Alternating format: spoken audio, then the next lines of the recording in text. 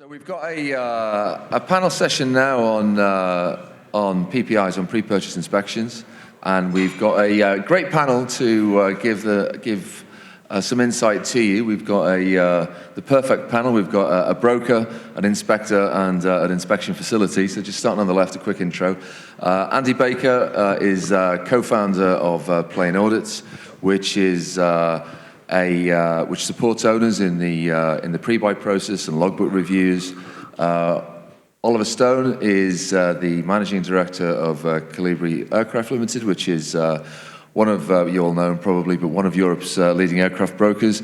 And Stuart Kirkwood at TAG Maintenance Services at Farnborough, which is now part of the Dassault family. And Stuart brings 30 years of MRO experience in commercial and corporate aircraft.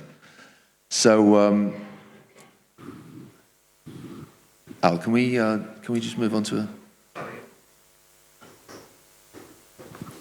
So let's, Oliver, let's start with you. How often does one of your clients never see the aircraft until they actually own it? When do they first do their visual? Or? I've been doing this for close to 17 years now. I am endlessly amazed at how many people never look at the plane they buy. And the first time they see it is when it shows up on the ramp after closing. It's shocking to me. We generally always suggest it. We prefer when we're selling an airplane for someone to come see it, just because it removes a lot of issues to begin with. Sometimes it's not practical. I mean, sometimes it's a long way away or they don't have time. But yeah, I know we see it all the time where no one even sees it before they buy it. And do you ever get a sort of nasty surprise that when they actually have bought it and they own it, they realize it's not what they wanted? Not so much not what they wanted, but definitely not what they expected.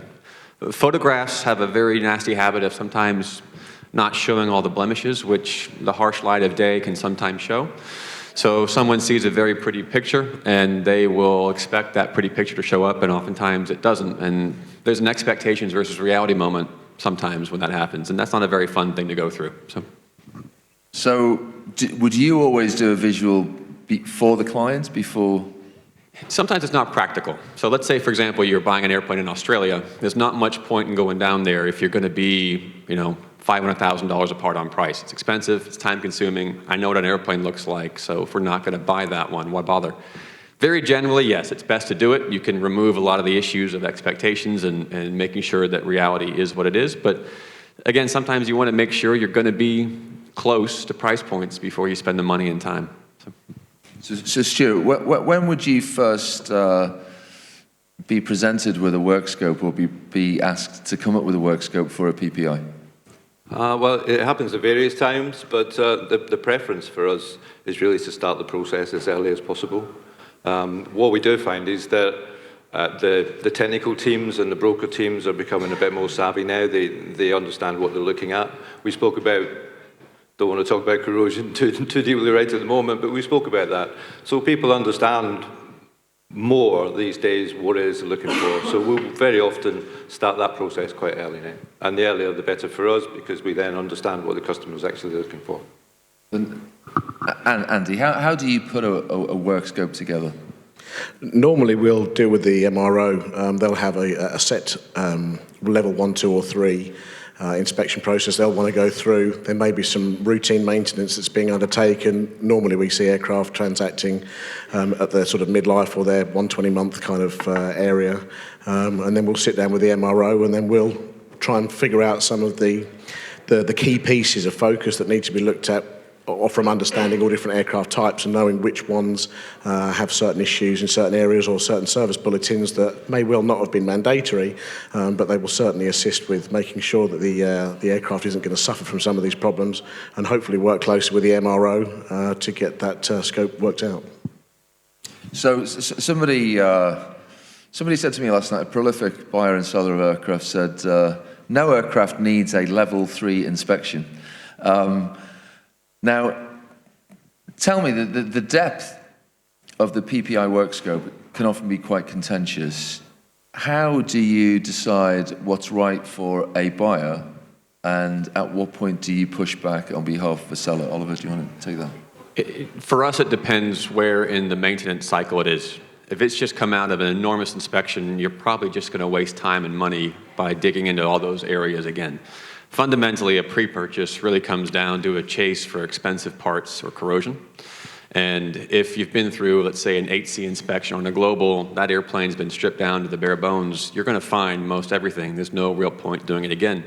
If you're coming due So on would one, you, if the aircraft had come out of 8C, say, in the last 6 months, how in-depth would the PPI be then? you're probably going to do things that may not have been specifically addressed, like borescoping engines. That's not typically a work scope in any actual work scheduled package, so you'd probably borescope engines and APU.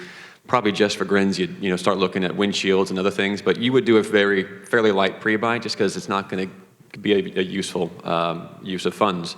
Same time, a lot of times we see airplanes, we buy airplanes coming due for a major inspection in the near future. Then you get pretty heavy because you want to make sure that you're not going to walk into a huge, messy surprise when you start doing that inspection. So it just varies airplane by airplane where it is in its cycle. And a point on that exactly with the Global Express, for example, now the 120-month inspection, you can do the 180-month above floor inspections at the time of the 8C, which can save a whole lot of spending money 5 years down the line, just because those can be called forward and done at that point, which again just comes down to a product knowledge of a certain type. Stuart, do you find that buyers and their representatives know what they want before they even come to you, or do you have to guide them through what they should be looking for? I think in most cases now, they've got a really good idea what they want to find, and I think just hearing Oliver and Andy talk about those type of inspections, what the history has been, what the theatre of operations may have been, how they feel the aircraft's been kept before.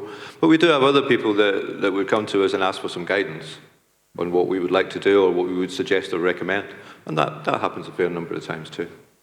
So let's, sticking with you, Stuart, let's just keep on the first question at the top here. So when you are the regular sort of maintenance provider of the aircraft in the first place, do you feel that you're marking your own homework when you do an inspection facility, or when you do a PPI? Well, speaking as a potential buyer as opposed to an MRO, personally, I would take it as, in general terms, a conflict of interest if that was the way that was going to happen. But there may be certain circumstances, and Oliver alluded to some of them earlier, when it depends again, the theatre of operation, what the buy and sell transaction is going to be like, where it's coming from. It comes back to, is a PPI required in the first place sometimes? For me, yes. But initially, to answer the question, conflict of interest, if at all possible, someone else. But just to keep in mind, to add to that, a lot of times, like Asia, for example, South America, there's a significantly reduced number of inspection facilities. So if you're doing an inspection somewhere in Asia, there may only be one facility in the entire region within a 7-hour flight who can work on that type of airplane. So, yes, there is an element of marking your own homework, but at the same time, maintenance bases love to sell maintenance, and they're pretty shameless in marking their own homework sometimes as well. So, it's not always the end of the world if you do it there. And on that shameless point, that's when you would engage someone like me to come and check their work, right? Absolutely. So if you're going to choose let's not ask you this, Stuart, because you've got a vested interest, but let's ask Andy and Oliver, if you're going to choose on behalf of a seller, or you're going to agree on behalf of a seller, where a PPI would take place, where are the good places and the not so good places? For us, it comes down to cost. People have been around it long enough. The facilities are going to have the biggest bills. And candidly, it just creates angst amongst the parties and a lot of frustration for everyone involved, because defects cost time, bills create fights, and fights cost time. So there's a lot of places you really don't want to go if it can be avoided, just because they're really expensive. And I don't want to name names, but there are a number of places around the world that just have a reputation for being extraordinarily expensive for fixing defects.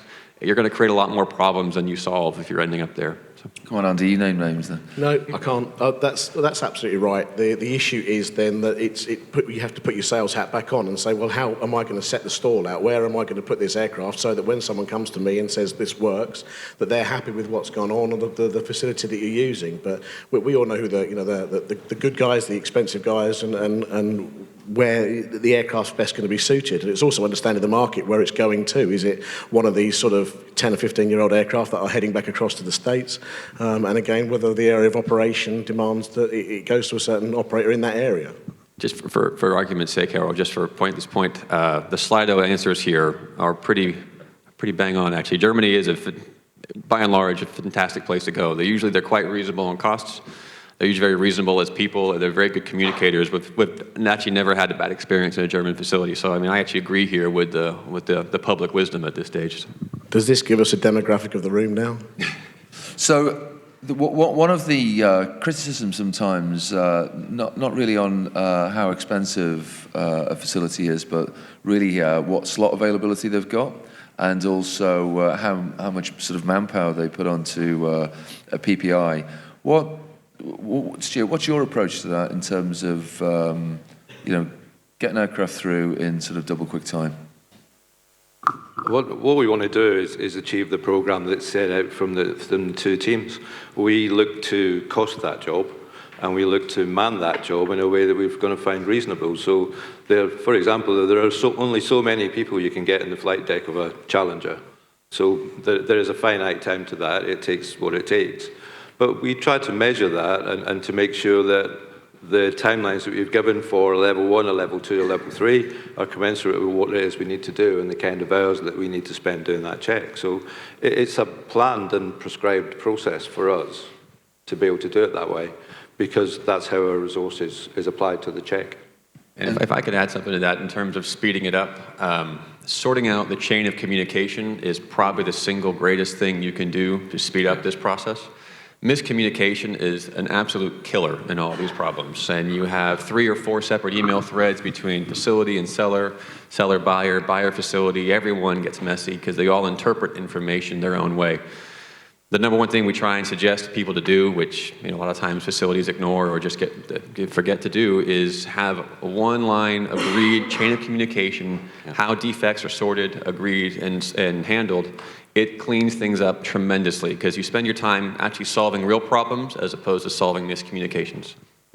I absolutely agree, with that. We try and prescribe that we have one contact for the buyer team, one contact for the seller team, and so long as they're working in conjunction with us, it all happens really quite nicely.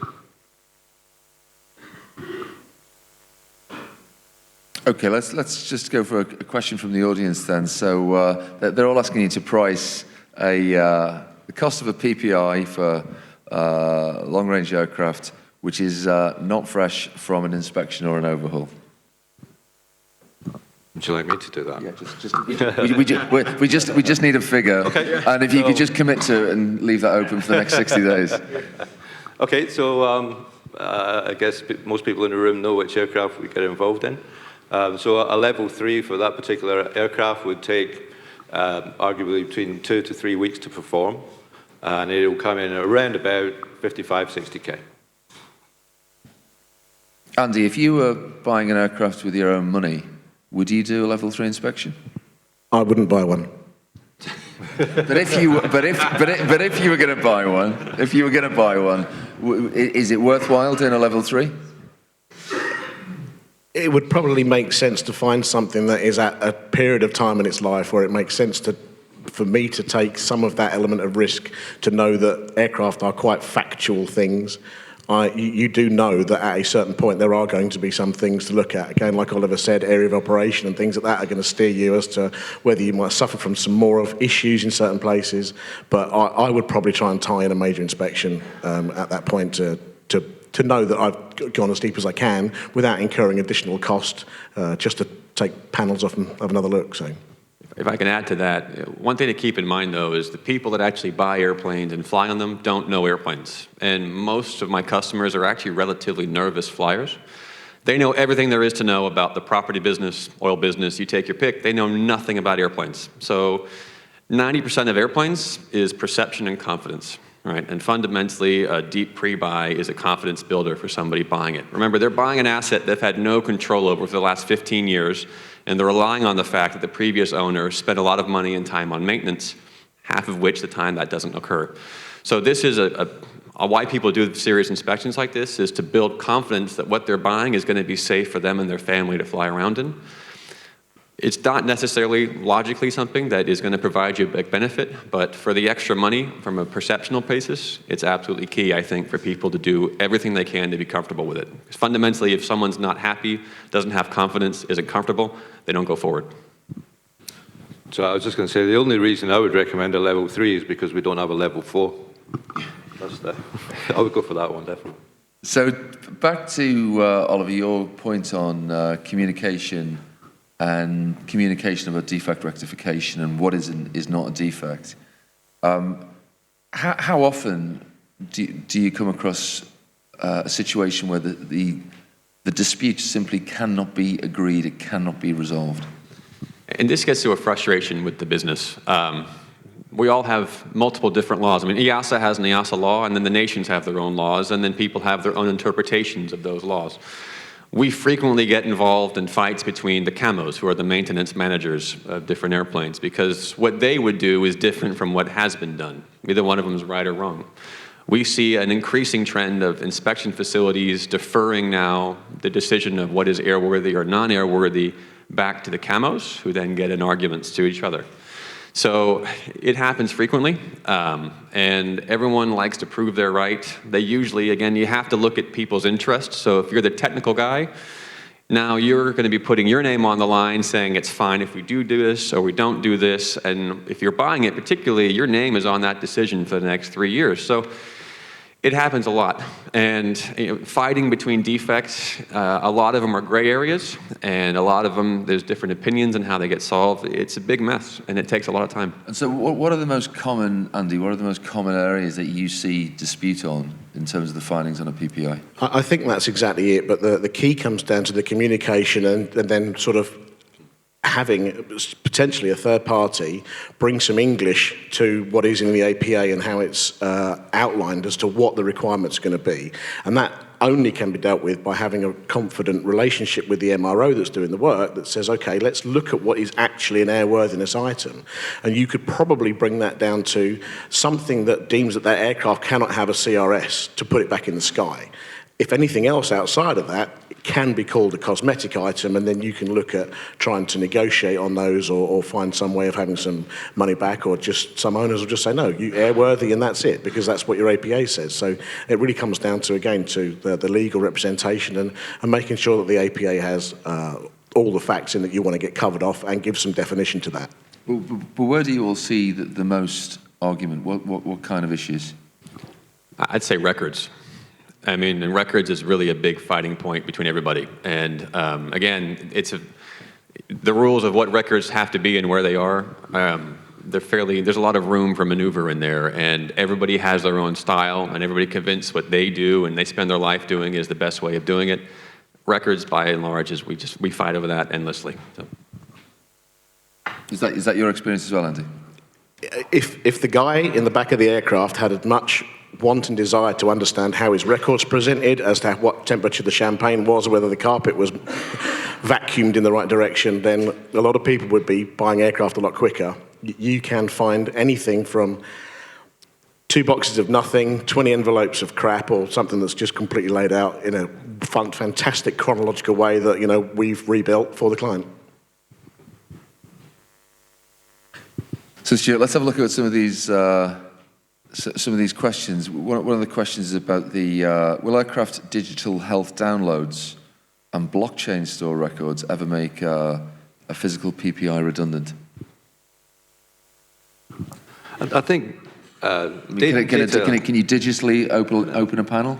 No, data downloads will give you so much. We spoke about FDRs, QARs this morning, the data that's available.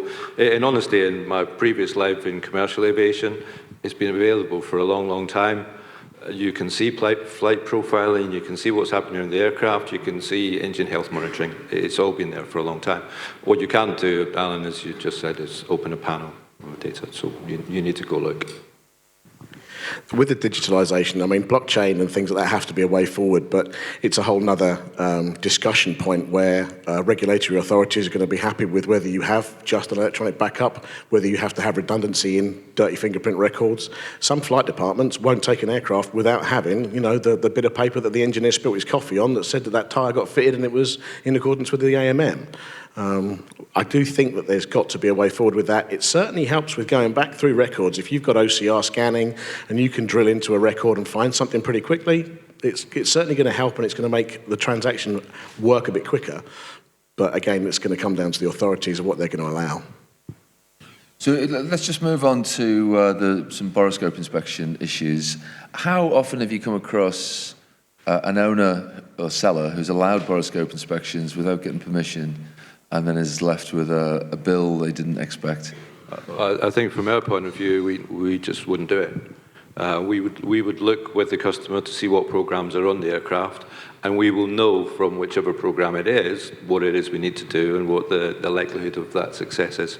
Some programs would suggest that we don't necessarily look at the engine because of the overhaul characteristics of that one, but that's not a check for FOD, foreign objects damage, that you just don't know. And even coming at the back of a large inspection, if that aircraft has taken 1, 2, 3 flights, then there is a chance that you have FOD there. So it needs to be checked, obviously. In my career, I've sold 2 airplanes that did not involve a Borescope inspection. So we just tell people, just prepare yourself. Whether or not your program provider allows it, you're going to have to do it. And in fairness to the buyer side, the reason they do it is because all but one program will refuse to cover corrosion, refuse to cover FOD. Everyone says, well, an FOD, and for those who don't know, that's foreign object damage when a rock or something gets sucked through the engine, that the insurance companies want proof of when it happened. So they do it for very good reasons. It's fundamentally a commercial call for the seller to decide, if I want to sell it, I'm going to have to allow it and take that risk. And if I don't, it's not going to sell. And that's just the nature of the beast. So.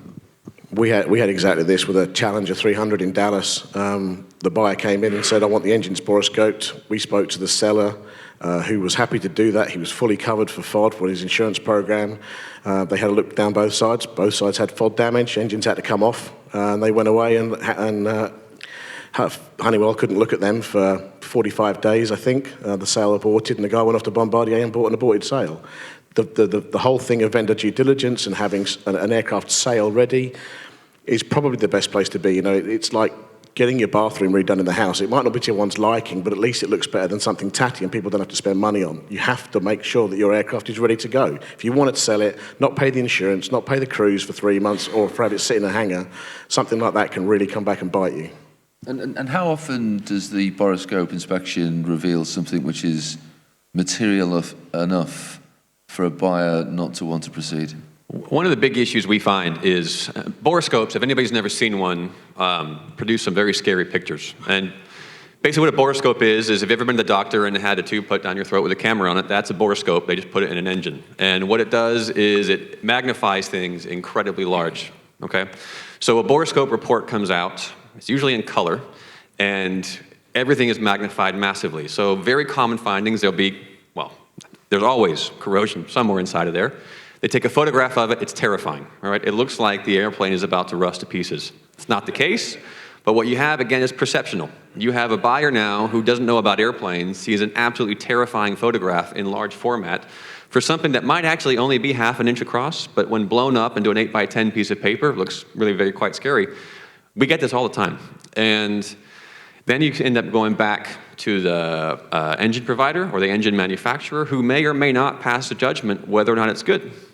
So that's a big one.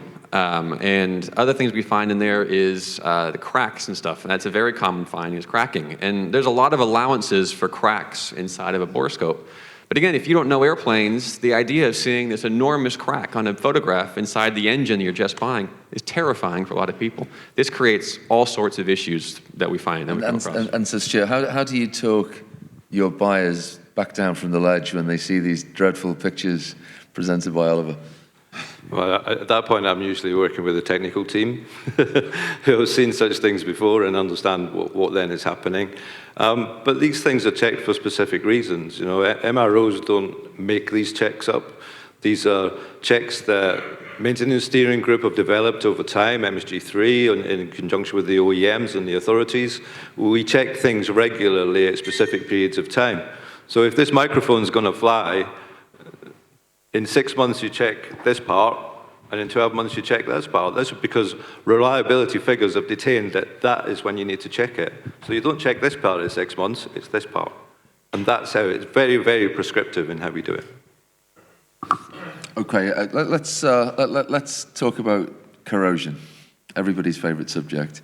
If you're advising a buyer to set out the delivery condition for an aircraft, what should they have in their APA in relation to the corrosion status of the aircraft? Let's start with you, Andy. I would suggest to all of the legal professionals in this room to never put in an APA no corrosion, because it's an aircraft, it's got it, you just need to find it. For us, corrosion is just a part of what airplanes do. I mean, we've had airplanes 3 months old and 60 hours on them that had corrosion, and that's just what they do. So really, it doesn't really affect anything. 99% of corrosion you can remove within about 2 hours and repaint it, and it's gone, and there's no issue. Really, the only time it becomes a problem is when, to repair that, you have to start doing massive modifications to the airplane. From a value perspective, our general rule of thumb is that if you have to add what's called a doubler, it's basically another piece of metal to strengthen a weak piece of metal, now you're starting to affect value. If you have to start amending the inspection criteria because of a corrosion finding, which is a very common thing, now you're affecting value. Those are really about the only circumstances where you're going to need to start being scared of corrosion. Most all of it can be very quickly and simply removed. So at that point, Oliver, the real purpose of the delivery condition is obviously, first of all, to ensure that the buyer gets what he's proposing to purchase for the right money, but also so that the buyer can walk away if what is presented is not what he or she is expecting. So what is the level of comfort that a buyer should be seeking in relation to corrosion, which would give them the ability to walk away from the deal?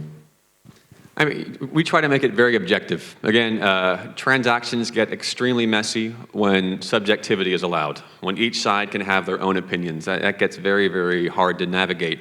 So the more that we can allow it to be objective, which is a certain statement, so for example, with the doubler, that's a very good one. With an amended life criteria, that's a very easy one, it's cut and dry. We see oftentimes a threshold of a repair that has a labor component which exceeds a certain amount. And I say the word labor, that's a very key point, because parts are very easy to exceed that. Labor is a very different beast.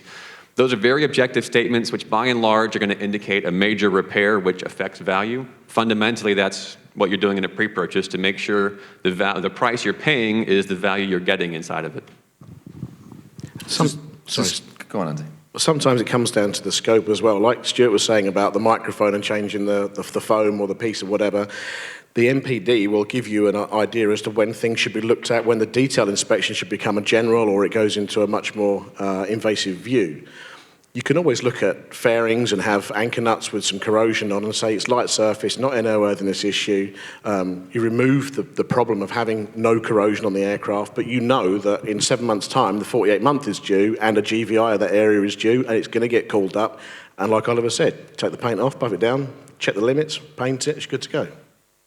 So Stuart, the most popular answer on Slido in terms of what assurances a buyer should have in an APA in relation to corrosion is corrosion outside manufacturer's tolerances. What tolerance does a manufacturer have for corrosion? The manufacturers are intolerant for corrosion. None. I think is the best way to describe it. So does that have any meaning at all? Corrosion outside manufacturer's tolerances? For me, no. Because when you do a PPI, pre-purchase inspection, as I was trying to explain earlier, you do it to a set criteria. We're checking parts of the aircraft where we've worked with the other teams to devise, if you like, this program.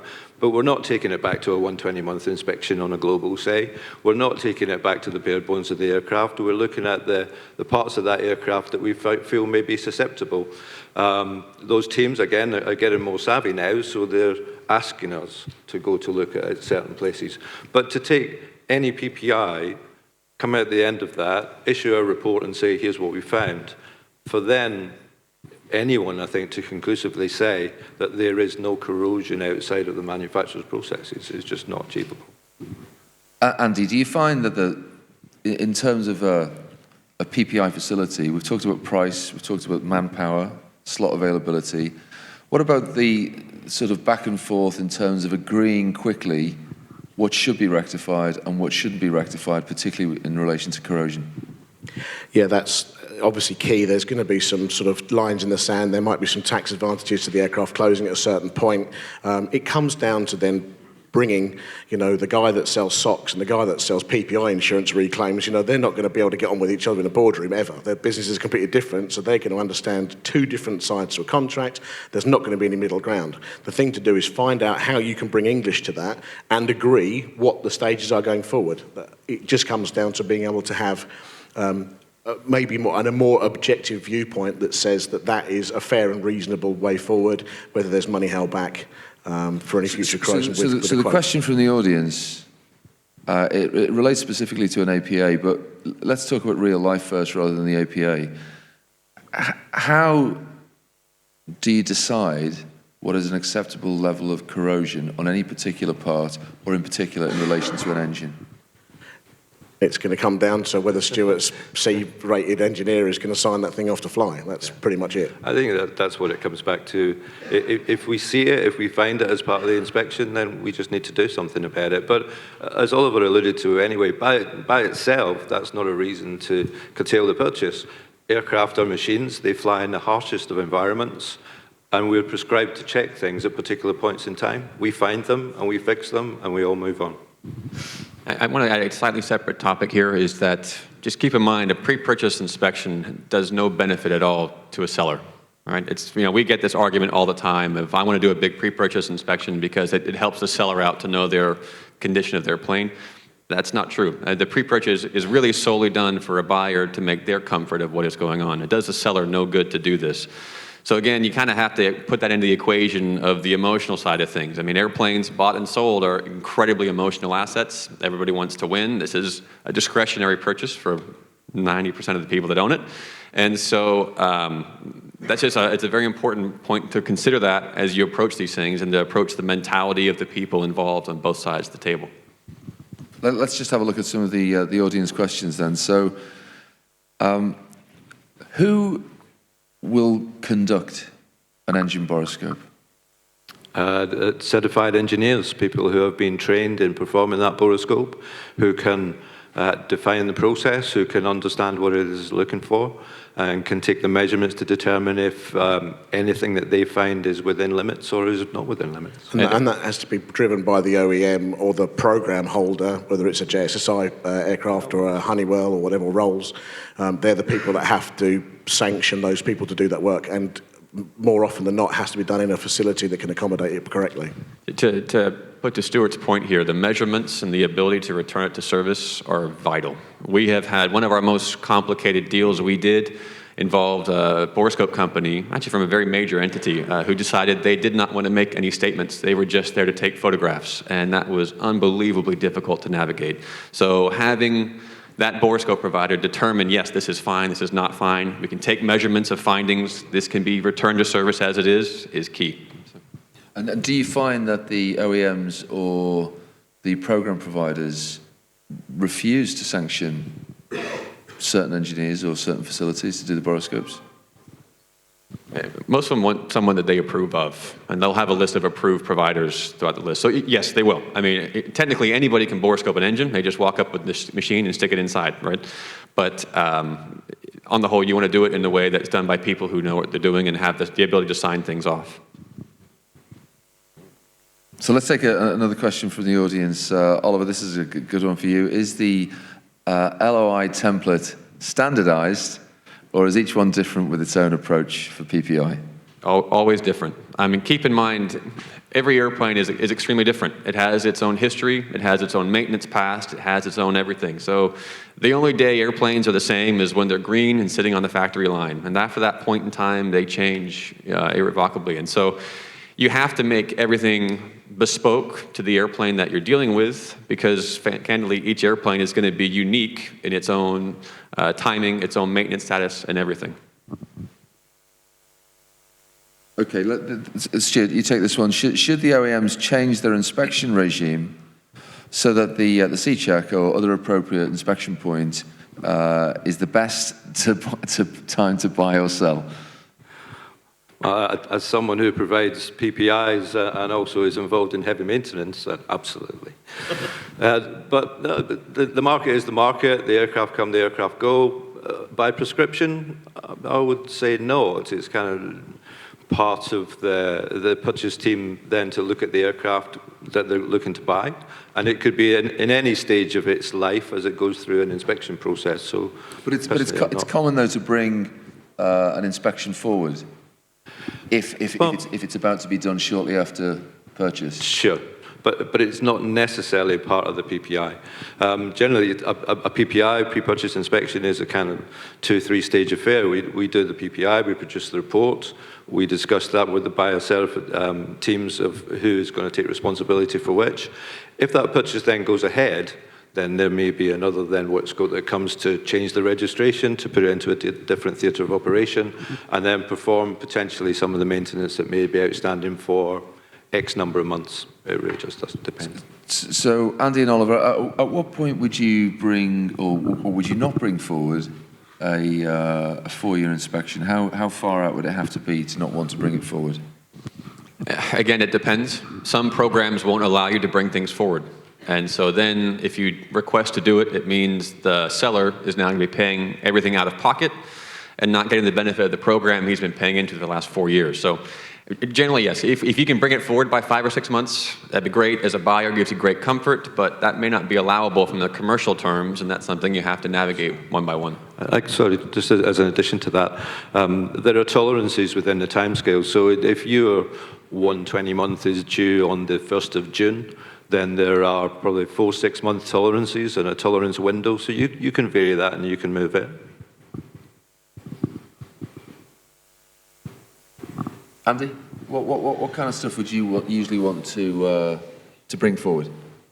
I think the main thing to do at that point, as trying to advise a client well, is to say that if there's any sort of out-of-phase stuff or things have slowly grown out of kilter with each other, that's an ideal time to realign a lot of other maintenance events.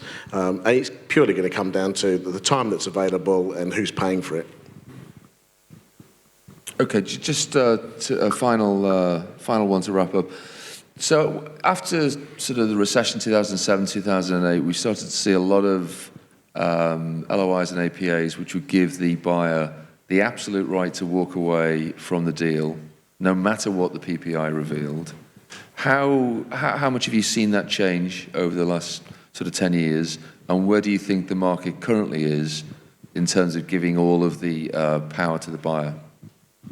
We have absolutely steered away from doing those sorts of deals. It's a very unequal balance of power. You have a seller whose airplane is torn into 1,000 pieces. When you go into a pre-buy, they have no option but to spend money on fixing it. Again, a pre-buy is only done for a buyer's benefit, so they've subjected themselves to expenses accrued for a buyer's benefit, and the buyer has no obligation to buy the plane they've just done that to. So we really have steered away from that. And do you see other brokers or potential buyers pushing back on that and insisting on the right to walk away? Here in Europe, no. In the States, a lot more people do. Again, this gets very dangerous in the structure of your deal. You know, if you are absolutely a naked exposure there and the person is the intermediary, doesn't really have a lot of incentive short of unless their deal in the background's going forward, it can be a very dangerous place to be. So we try and tie it where there's limited reasons to get out. And fair enough, if you're paying $5 million and you think you're buying a $5 million asset, it turns out you're buying a $4 million asset, you shouldn't buy the plane. And it's a very fair process to make that assumption. But at the same time, if you've done everything as a seller, you're actually delivering value for the price the guy's paying, you should still move forward as a buyer or lose your deposit. So. Okay, so just right at the end of the PPI then, we've got the return to service certificate and usually some defect rectification. Do you always recommend another flight check to check that the defects have been correctly rectified? That's probably going to be driven by an owner's understanding or their recent experience of what they've done. It certainly depends on what's been done to the aircraft. Sometimes the maintenance input demands it. The 120 month says a flight test or a check flight, because you can't do flight tests or whatever, but that has to be carried out, and there are certain parameters, and you've got to turn things off, turn things back on again, and try and break it. But for the most part, I would suggest that it's not something that we would demand. Its next trip is going to be that. And normally you might not have the same delivery place as where the MRO that did the work's concerned, so it might be that flight, or if it goes to Guernsey for export or whatever might happen, that's normally the best time to try and tie that up with a little bit of a side agreement, just to make sure that there's still responsibility for the seller at that point. And your RTS, Stuart, is that all a buyer needs, really? Is that the gospel according to TAG? Well, it's our part in the process, in honesty. I don't think I've ever seen a full APA. There may be other conditions in there that we are not party to. But once we've given the release to the service, that aircraft is safe to fly. And for us, I mean, a delivery condition is a lot more than just the technical condition of the plane. There's things like liens in there, and there's a whole variety of other things about records. But what we try and put the statement in there is the release to service is concrete proof that all the discrepancies from the technical inspection have been closed. And again, it's an objective statement so that no one can come back in the subjective buyer-seller mentality and have the fight. And again, our biggest thing is make things as objective as possible, and you will speed things up significantly just to get everyone their opinions out of the way. Well, that sounds like an objectively good time for lunch. So thank you, guys. Thanks a lot. Thanks.